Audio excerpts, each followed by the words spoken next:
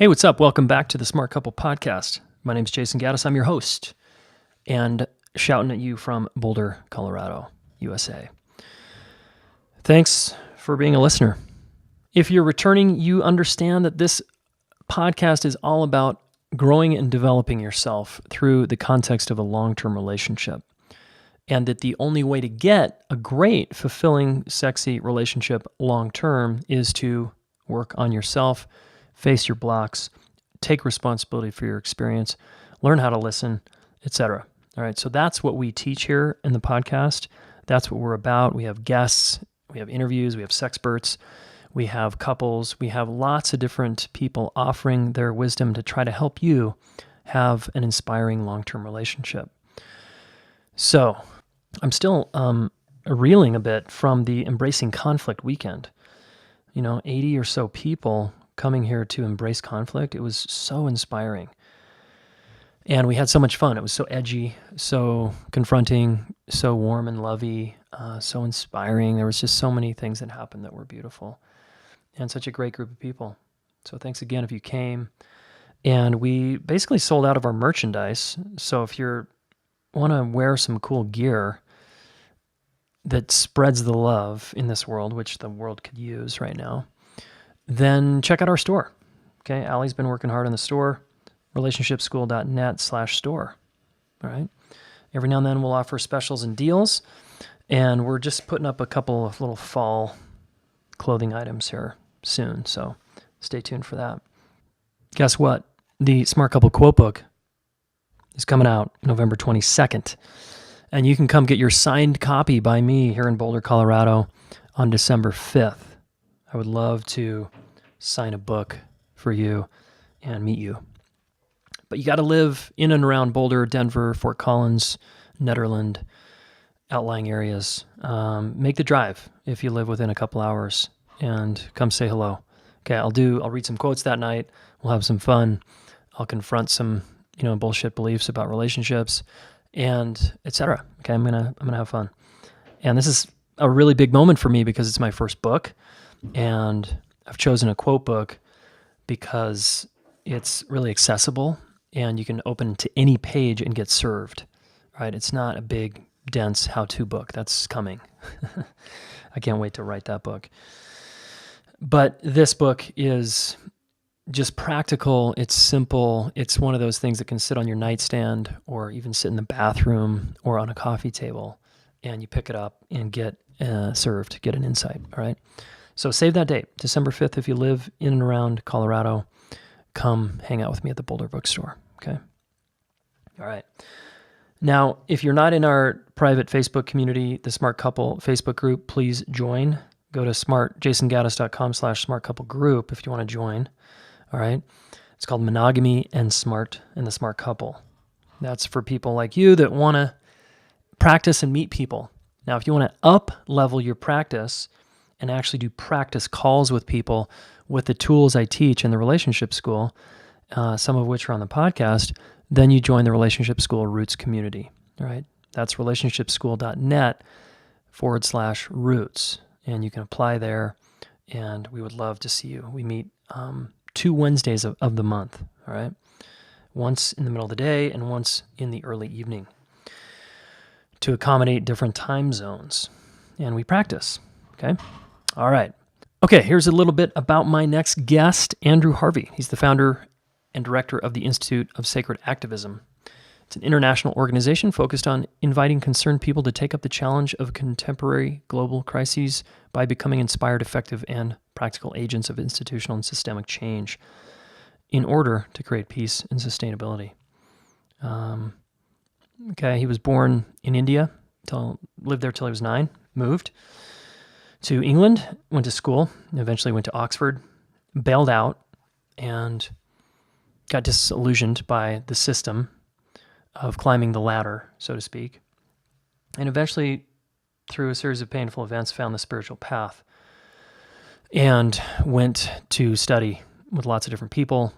And this guy has written so many books about life, about love, about spirituality. And I suggest you check out his website, okay, andrewharvey.net. And his latest book is called Evolutionary Love Relationships, Passion, Authenticity, and Activism.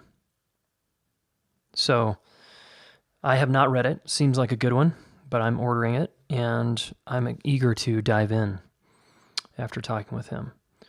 So he's definitely a character. He brings a lot of practical, I guess, language to spirituality, if you understand spirituality.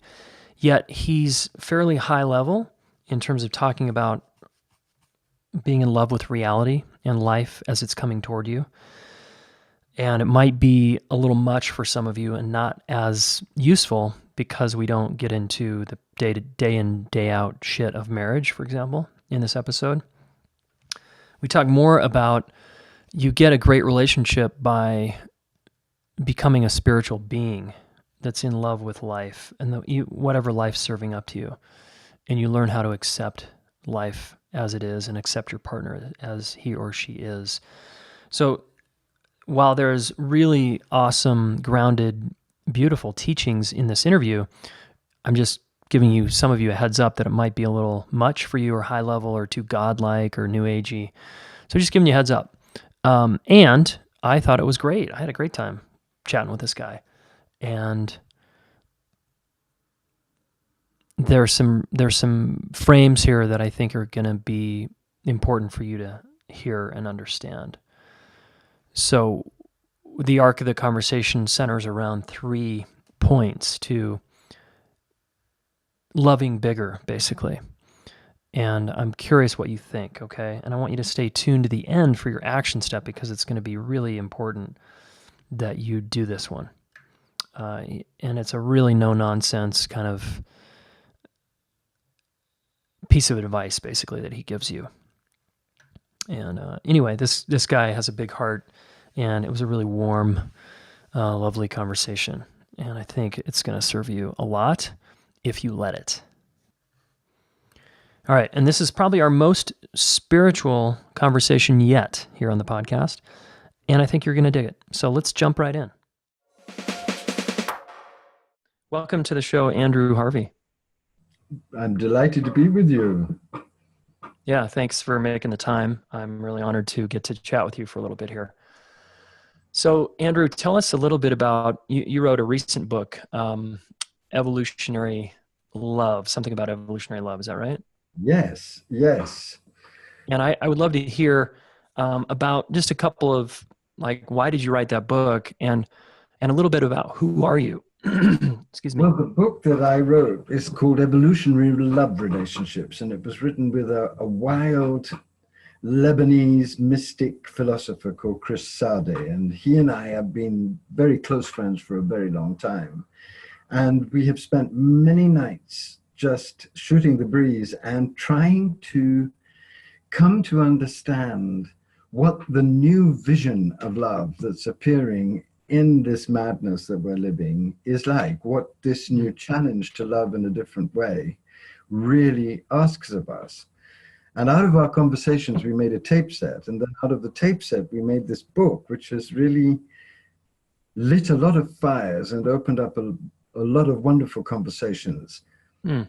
I've written 35 books, and I've been a teacher now for 30 years. And my fundamental passion has been for the divine feminine, for the embodiment of God in reality as reality.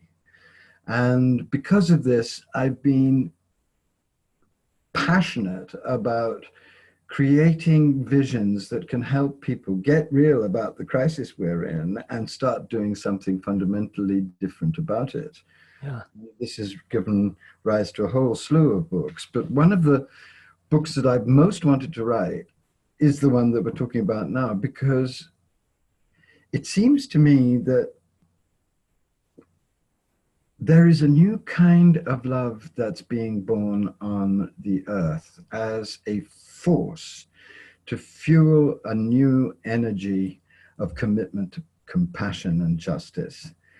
And that this new kind of love is a love that's very hands-on, very down home, very embodied, but also very committed to becoming part of the solution to the world crisis. Mm.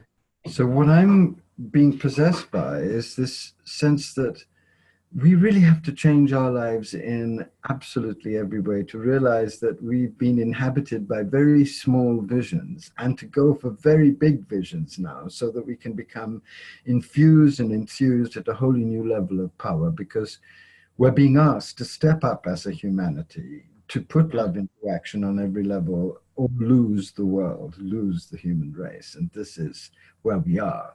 But where we also are is that grace is giving a lot of us these powerful visions of new possibility, which can really help people at this moment. And I think a lot of people have come to this book on love relationships and found it thrilling, because fundamentally what it's saying is, look, cultivating a private oasis of love is just not going to hack it in a world as crazy and as violent and as meaningless in many ways as ours.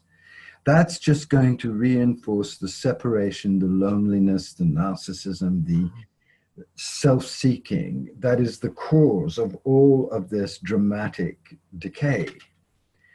Why don't we try and imagine together a vision of human love, not as something you escape into, but as something you dive into, to be fueled and refreshed and reinvigorated by, to do your sacred work in the world with someone else who is also committed with their own full being to turning up in the world to be of use. Yeah, great. Now, just to pause you there, are we, just because I want to make sure the listener can hang a little bit, it sounds like you're talking about a global love. Now, are you also talking about a love relationship between two people, like a marriage? Absolutely. I think the global and personal love are directly connected in each of us.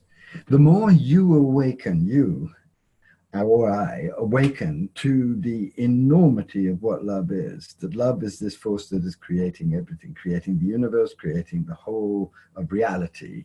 And it's a fierce love. It's a naked, authentic, passionate, embodied love, and it's ruling everything and creating everything. The more you awake to that, the more you understand that in your personal life, in your friendships, and in your deep, passionate love affairs, you express your own part of that global love.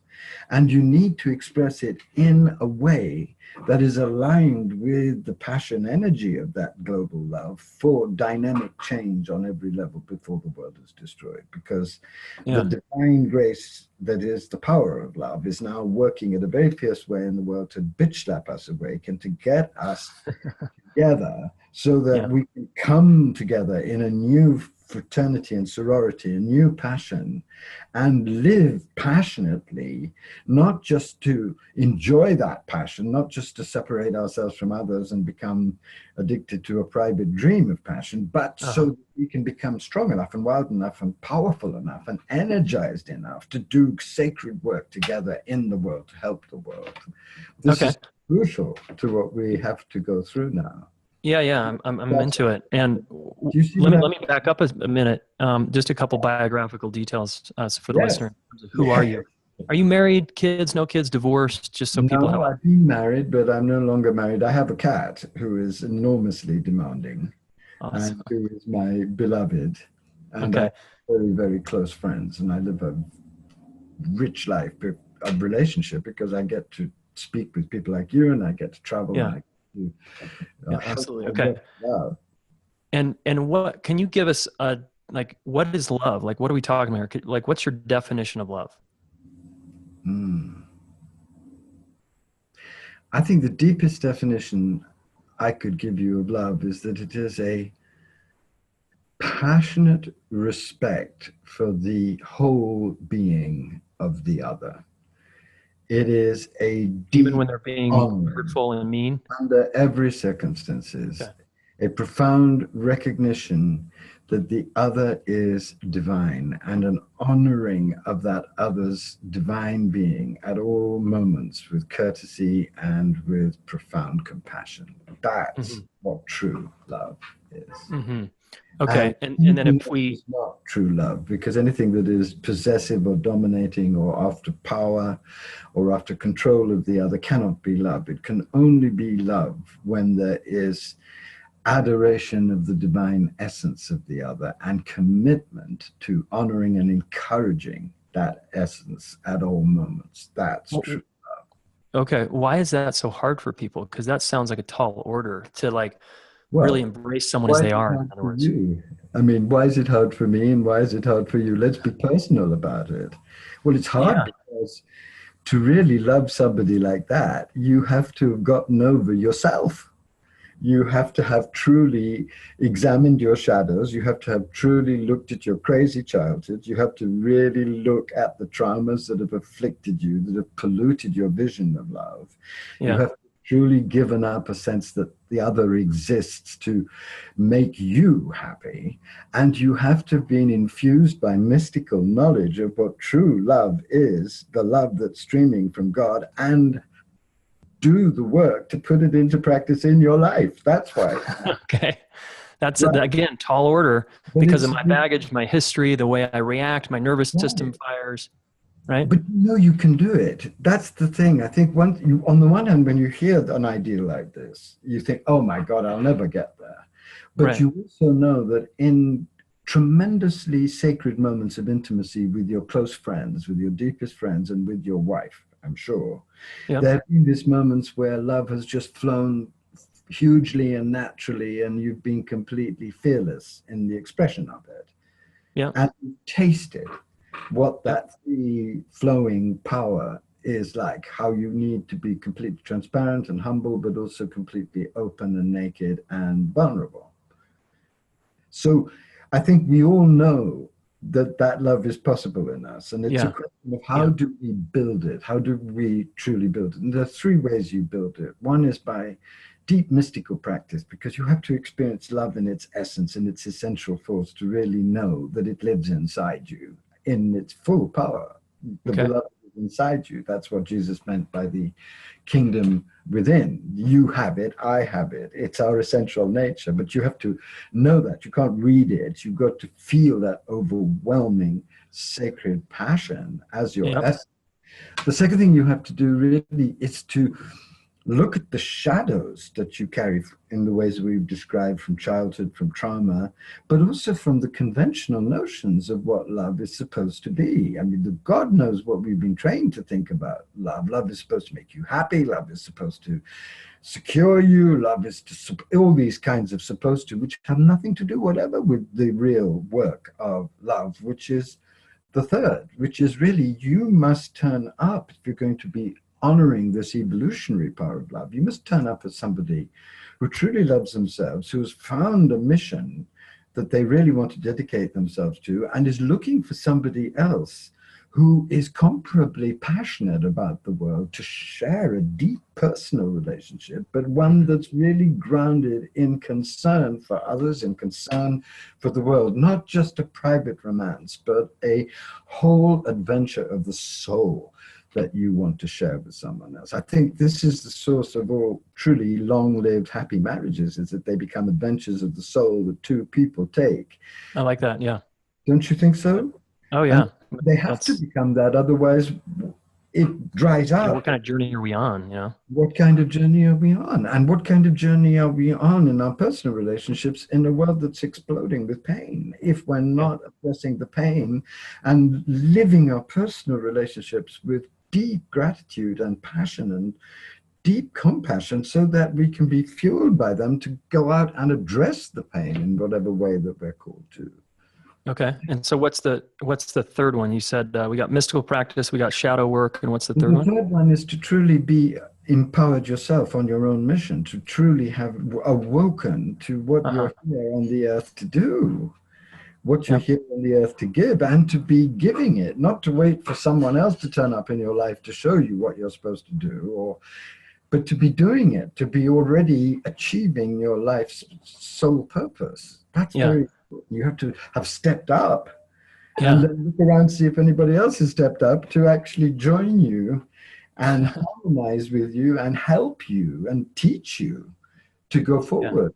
Isn't that Yeah. how, what a wonderful vision, don't Oh, absolutely. Now this sounds again like we kind of laughed at it's maybe a tall order, but like how would the everyday person like just let's do one, let's break each step down Yeah. one practical thing. So mystical practice, like meditation. Is that kind of what you're talking about? Meditation's great. That's very helpful, and watching your thoughts. But that's not going to be enough. You have to really start allowing yourself to fall in love with the divine as love. And however you do it, do it. Meaning like reality, the way it Yeah. is, This the way is, life is. yeah, Even with all its suffering, all the pain, the war, just embracing what is happening. embracing the whole thing as Yeah. a manifestation of a mystery you will never understand, but is known by all the great mystics of all the traditions to be a burning, unbelievably passionate love. And you can experience that. I've experienced it. All mystics experience it. Yeah. And the best way to experience it is to say the name of God with deep love, the name of God that you're drawn to, with deep love in your heart. Just if you love Jesus, say Jesus, Jesus, Jesus. If you love the Buddha, say the Buddha. Don't worry about what the name is, not important, but that you say it with great love. And you'll find, and this is the unanimous testimony of the mystics, that when you start turning up as the lover, allowing yourself to fall in love with the mystery will start speaking to you, revealing itself to you. Yeah. You'll start to have synchronicities become obvious. Right, because you're not in a power struggle with reality anymore. You're Not in the resisting power struggle of reality. You've recognized your helplessness. You've recognized your idiocy. You've recognized your limitations. Yeah, You how realize small you are, can right. never know anything except by the grace of the mystery itself. And you finally given in to the mystery and said, I love you. Help me. Okay. Which again, listener, if you're listening and that sounds like a tall order, Andrew's pointing to just all the mystical traditions and sort of what they teach, right? Is this it's the truth of reality. You're going to get there anyway. Why not get there before you're dying on your deathbed, when you finally realize the truth of your impermanence? Realize that now. Realize how precarious you are. Realize how little you know. Realize there is a truth. The great mystics have found it. It's not a game. And realize that you can find it if you are humble enough to ask the mystery in love to reveal itself to you. And if you're humble enough to say the name of God in your heart and just love. Amazing things happen to those. Yeah. I can really feel that. I know I read quite a bit about you, and I know you studied Rumi for many years. And like, we're talking kind of Rumi language right now, right? In a way. Yes. Well, Rumi is, of course, the greatest poet of love that's ever been. And the reason why he's flooding our world again is because this is the revelation we need. We don't need any more distancing meditations. We need to be wildly in love with reality, with every stone, with every animal, with every blade of grass, with each other, because that's the truth of the divine presence. That's what love is doing here.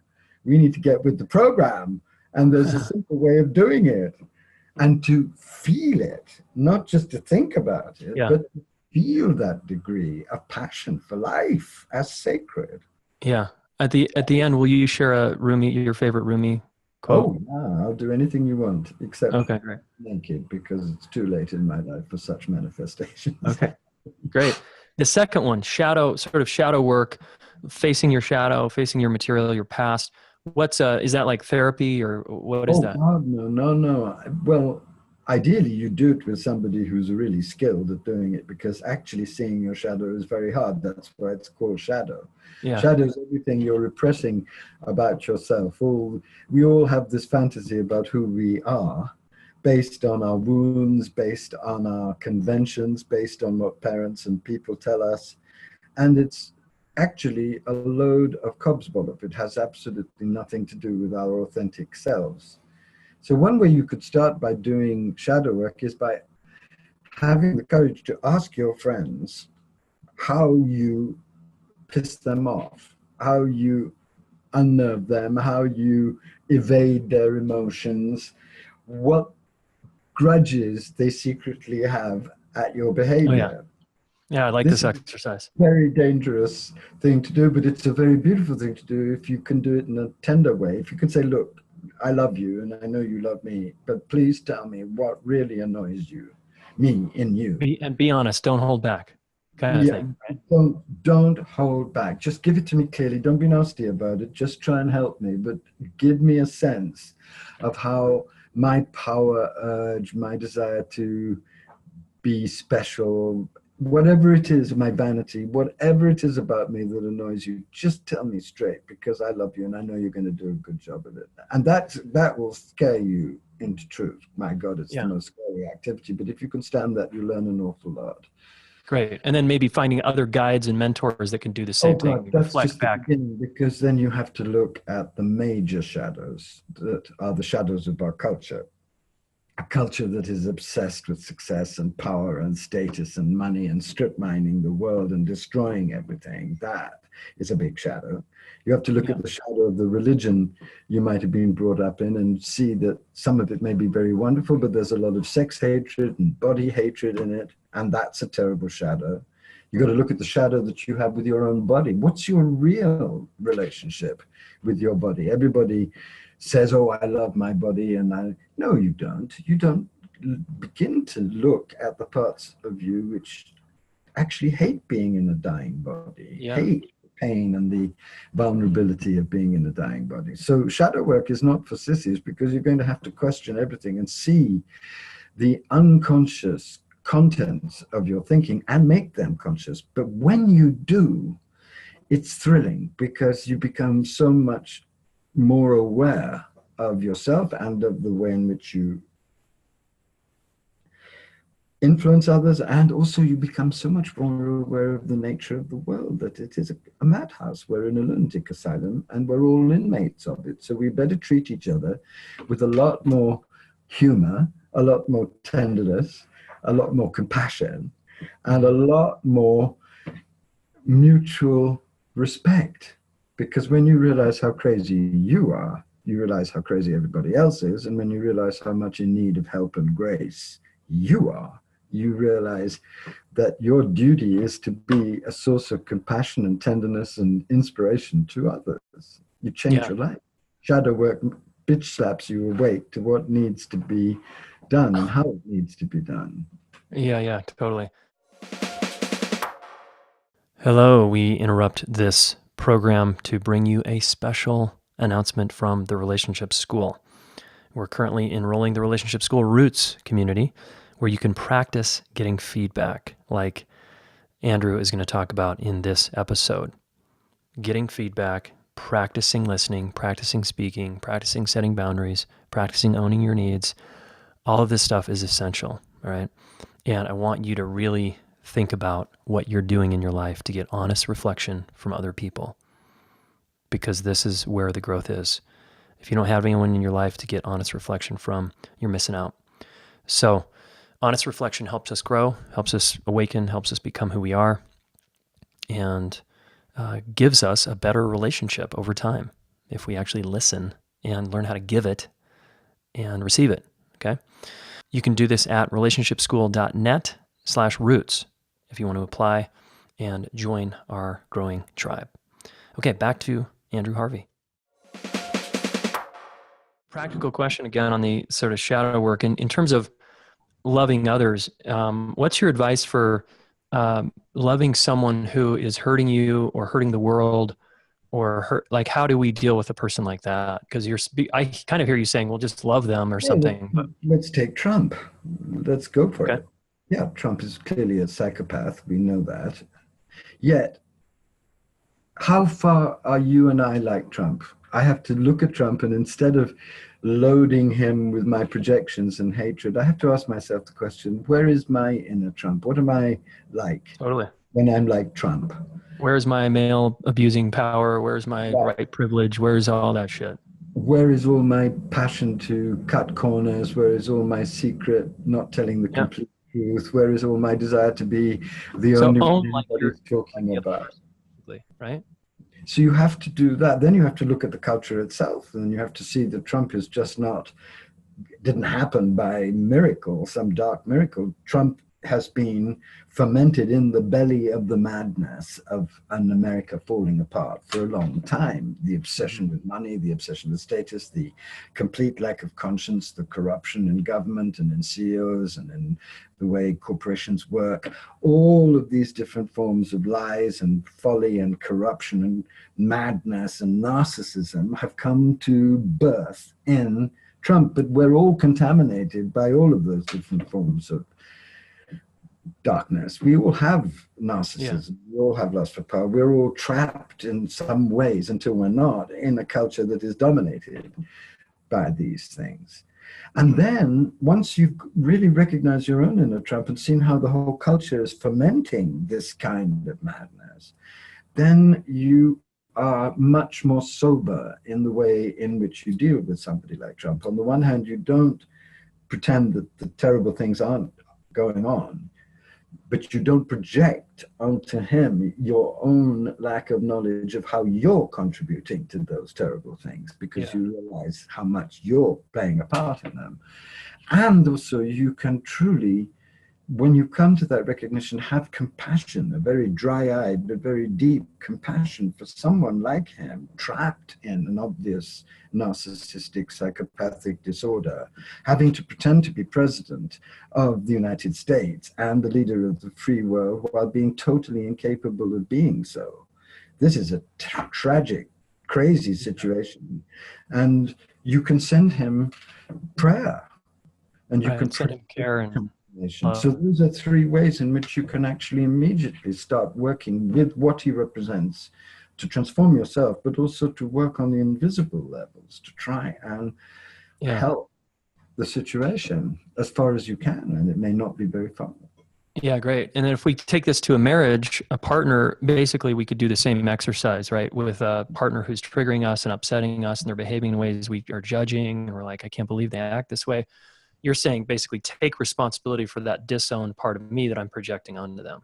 Absolutely. Right? And really try and understand why they are behaving in the way that they're doing. It may be because you're being massively insensitive and not giving them what they need.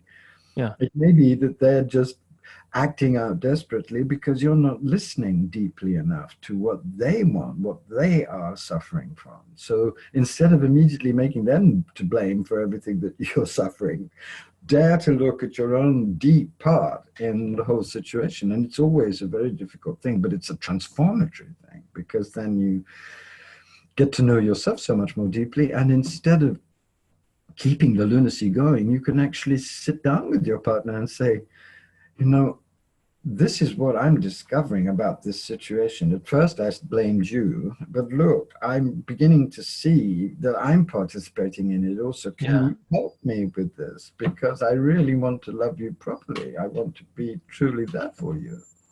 Yeah, absolutely. Nice. And then the third thing you said, developing a mission, basically like a purpose that you're here to do to serve others, right? What's a practical, a lot of people are lost. Like, what do you mean purpose? I don't know what I'm doing. Like, I'm just working for someone else, or I'm just punching the clock. Like, what do you say to people like that that are feeling really lost around their purpose? Well, I say to them, I completely get why you're feeling lost. You go on feeling lost until you realize that you're on the earth, not to punch the clock, but to wake up to your essential divine nature and to start putting love into action, given your own unique gifts. That's the meaning of life. You're not here to earn money. You're not here to even be happy. You're here to turn up as a conscious divine human being playing his or her part in the transformation of the planet. And until you really understand that, you'll never be happy. Yeah. That's the reality of it. Yeah, you're not going to be happy playing this stupid, dark, individualistic, success-drunk world life. You're not going to be happy in that. Nobody ever is. I've known most of the rich and powerful people on the planet, and they're miserable. So wake up from the dream, realize that there's tremendous help. God loves you crazily, and you can do the simple practices to come to know who you really are and stop pretending that you're just a robot in the death machine. Claim the power of your soul and start loving others and start waking up to the pain and agony and horror of the world and start doing something real about it with your own gifts in your own life, and you'll be happy. Yeah. Otherwise, you'll be miserable. Yeah. So, right. This kind of what we're talking about here is the you and this other guy that wrote this book. This is like the evolutionary love, right? Stepping into Right. a Stepping world into where the I'm true nature of actually the of universe. service. And Yeah. Stepping into the true nature of the universe. What do you think is going on? What's going on is that the transcendent is absolutely foaming over with creativity and power, creating universe after universe out of this wild love energy. That's what we're here to participate in because that's what created us. Yeah. That's what we've been created by. And don't believe me, Jesus, Buddha, the Prophet, Rumi, Ramakrishna, Teresa of Avila, Martin Luther King, Gandhi, the Dalai Lama, they can't all be wrong.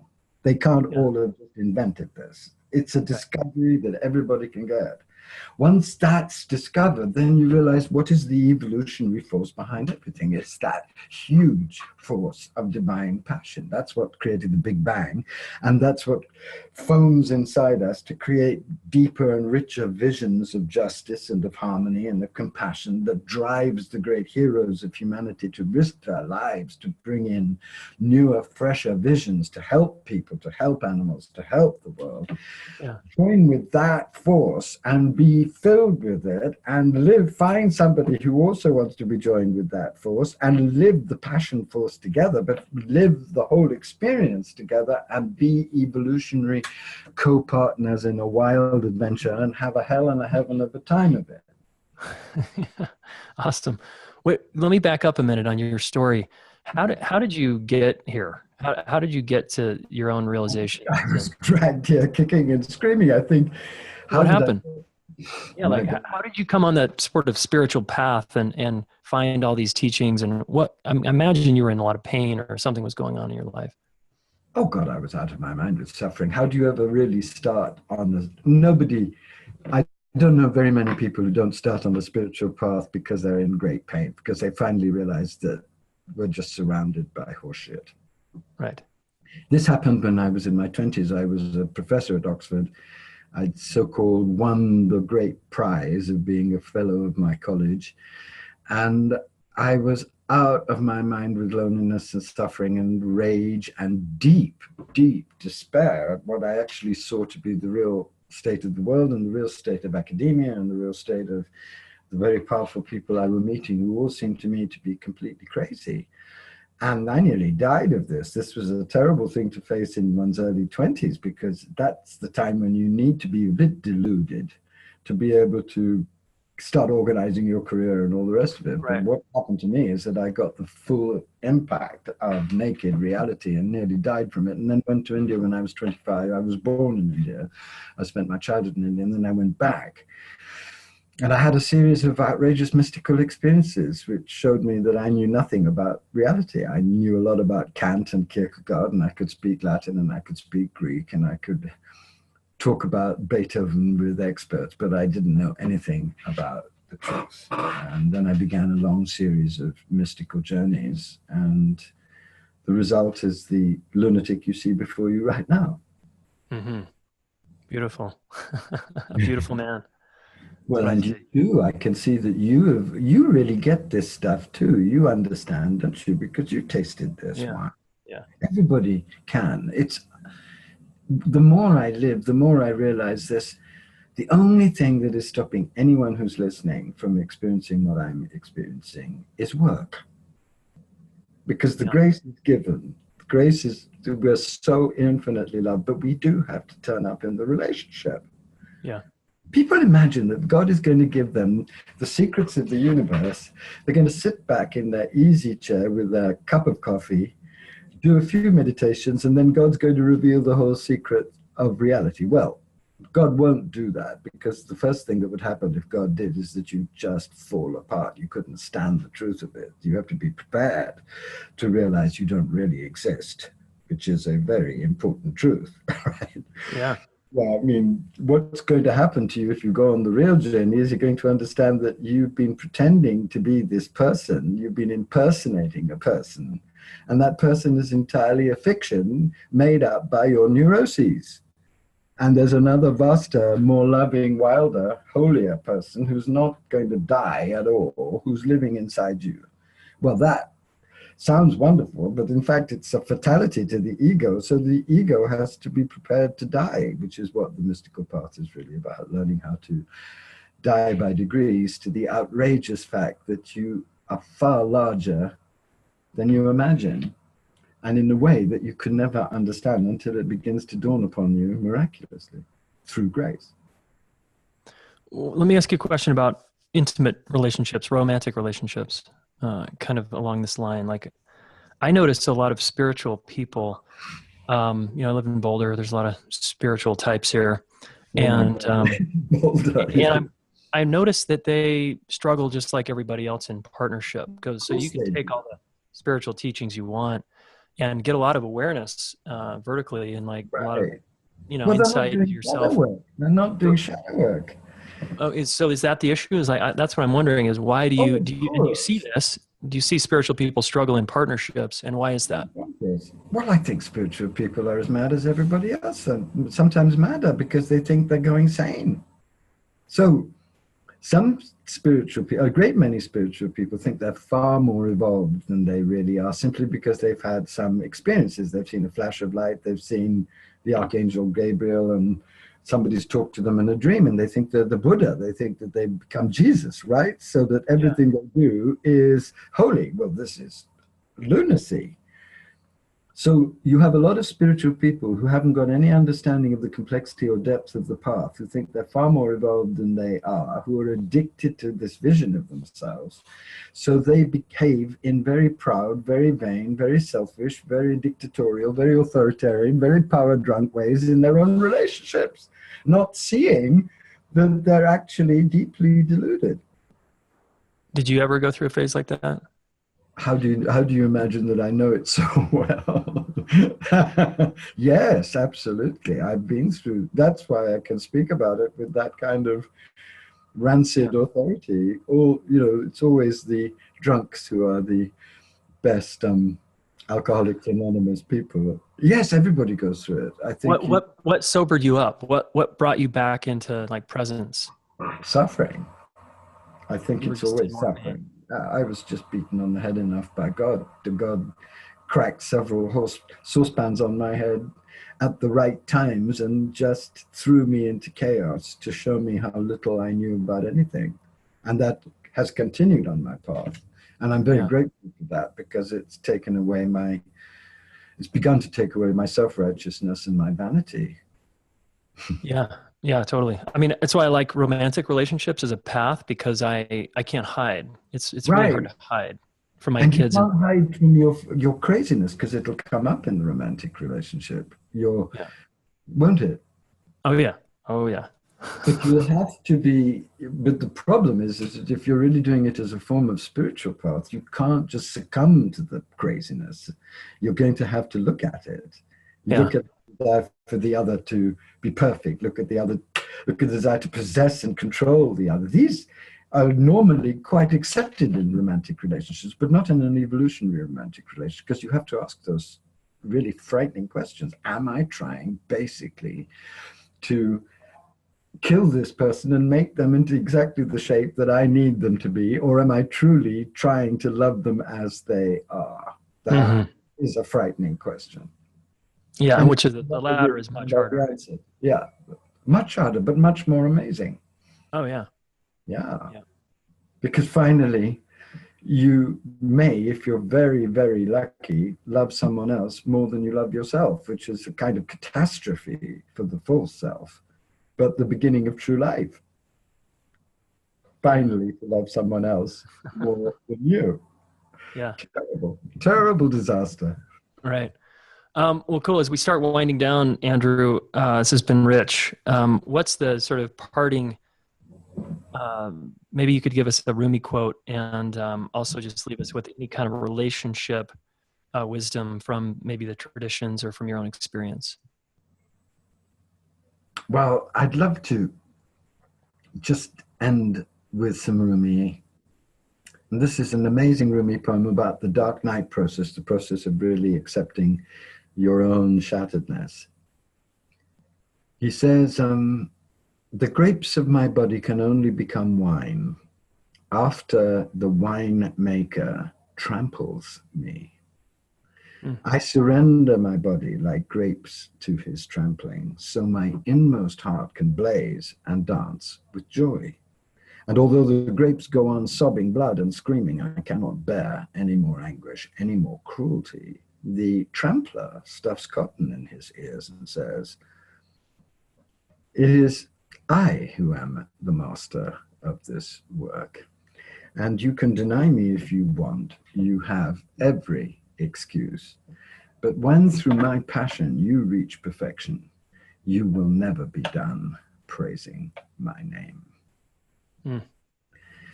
So what really that's saying to us all is that what we're here on the earth is to learn how to die into love, how to dissolve all the blocks and the barriers in the deepest recesses of ourselves that prevent us from being the fully awake, funny, passionate, compassionate, vibrant, juicy lovers of each other that we were created to be.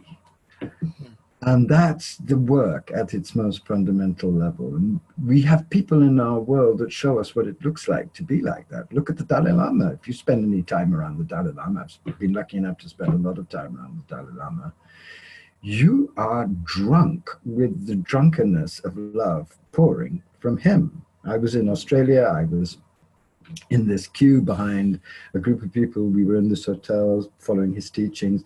The head of the hotel was there and she was crying. And I said, why are you crying? And she said, I'm so happy. His presence in this hotel has driven everybody mad with love. People who haven't spoken to each other for 30 years are now crying in each other's offices, begging each other's forgiveness.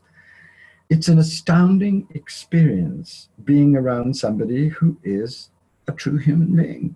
Become one yourself and have the most amazing relationships with others and create bands of lover warriors and do wild, gorgeous things together. Let's create a new planet out of this real, deep, rich love that we are all truly one with. Let's go for it. We haven't got any more time to do anything else. Everything's exploding. Let's go for this now. Let's do it now. All right, let's do it. Cool. Andrew, I have one question for you, sort of advice you could give me before I have you share just a little bit about your website and books, where people can find you. So as you may or may not know, I founded this relationship school. I'm on a mission to teach kids, basically parents, kids, how to do relationship well, how to work out our differences. Because I never learned that in school. It's not taught anywhere. So I'm on a mission to do that. And if I were have you whispering in my ear in a class and I had 1,000 young adults, what would be the one thing that you would want to make sure that I taught them or shared with them? Listening. I think the most important thing we can ever learn in relationship is how to listen. And it's not just listening with the mind, because if you and I were in a room together, we are in a sense, but if we were physically in a room together, we'd be more able to completely get each other because we'd be relating mentally, emotionally, and with the body's intelligence. Yeah. Yep. I'm with you. When you have all three going, you're really listening, because you're listening to the other with the mind. You're open-hearted, you're completely open, and your heart is listening for those subtle terms, those subtle, strange words that people use, those repetitive patterns that reveal secret emotional depths. You're listening with your heart, but your body is also giving you vital information, because your body will tell you whether the person is truly being real or authentic or not, or whether there's something conflicted in them or some strange energy. You need to have all three, so that if you could really help people to listen with their minds and with their hearts and with their bodies from a place of presence, you would help the transformation. I mean, we'd change the world, right? Right. It'd be ridiculous what would be possible there. And it would be so wonderful. Because when I do this with, I've done this with policemen and with convicts. I've done this with people who killed each other's families, you know. It's very scary at first, but once you get there, amazing things start. Amazing things happen. Yeah. Truly, you can't help loving the other person. Yeah. You can't help being with them and feeling for them. You just can't help it. And from that place, amazing new possibilities can be born because you're Cool. with a human being. Yeah. Well, thank you very much for that. I'll take that to heart and deeply. It's spot on. And Andrew, where can people find out more about you? Where can they get your book? Your some books, 30 books. This book is fascinating. I think it would be exciting if you read it. It's called Evolutionary Love Relationships. It was published by Jeff Brown. Yeah. And it's on Amazon. It's in Realment Press on Amazon. My website is andrewharvey.com. So do come and look at all the crazy stuff I'm up to, and come and see me, or come and join in one of the trips that I take. I'd love to have you. I'd love to meet you. Cool. Thank you very much. It's been a real treat hanging out with you and just receiving your wisdom. So thanks. Well, and receiving yours. Thank you for doing this work, and thank you for turning up and doing this work with relationship. You're going to do great in that. It's terribly and finally and primordially important. It's the key to the new planet that we I'm so with you. Yeah. Cool. All right. Thanks, man. God bless you. Good luck. Okay. Wow. He's kind of on the big view plane here of God and life. And I think there's a lot of wisdom in there that he's bringing from so many traditions, if you can wrestle with that in yourself. So I got a great action step for you, other than to go make sure you go to andrewharvey.net. It's not .net, not .com, andrewharvey.net. And check out his multitude of offerings on sacred activism and all his books, the Rumi books, etc. It's full of good stuff, all right? Now, the action step, I love the section on get some feedback, some real feedback from your friends. All right, now you can do this mild, medium, or spicy style. Mild is ask your friend, the closest friend you got, to not hold back and give you dead honest feedback about how they experience you and what their complaints are of you, and ask them, please deliver it respectfully in a way I can hear and receive, because I really want to grow and I really want to learn. Mild, that's mild. Medium is 2 friends, and spicy is 3 friends. So get feedback from 3 friends. The advantage to the more feedback you get is you start seeing patterns. If one person says, well, you're really short and you don't listen very well, you can write it off and get defensive. But if 3 people say, well, you're not that great of a listener, you talk a lot, all of a sudden you can't ignore the 3 friends, right? So that's your action step today. I think it's a fun one. I love doing this in my own life. Hey, guys, don't hold back. You know, I have male friends that I do this with. Obviously, my wife and I do this all the time. Sometimes I don't want to hear it. And it's so good for me because I love to grow. And if you really love to grow, guys, you got to be willing to hear some hard feedback, okay? Have fun with that one. And if you want to, again, belong to a community where we do things like this, it was amazing at the Embracing Conflict weekend. There was, I overheard many conversations where people were just being this real with each other. And that's the expectation as you go deeper in the relationship school, is this is how we roll. All right, let's give each other some feedback from our heart, from a place of service, as I want to see you continue to grow. Not to tear down or attack someone or hurt their feelings, okay, obviously, to play out some bullshit. So play with this one. Pick 1, 2, or 3 friends and go for it. And if you want to belong to a group like this, join the Roots community. Okay, it's very straightforward. We practice every couple of weeks, and one of my students is there leading us to practice listening, practice speaking, practice setting boundaries. And then you do partner calls, and eventually you get to know these people to the point where you can do exercises like this in a safe way, and it's awesome. Okay, relationshipschool.net/roots to apply and join us. All right, folks, take care, and we'll talk soon.